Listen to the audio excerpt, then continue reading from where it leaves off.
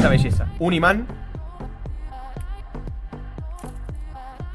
con forma de pescadito. Este es ideal para aquellos que quieren utilizar alguna de las pinzas, por ejemplo, o quieres usar un boga grip y lo querés tener siempre a mano.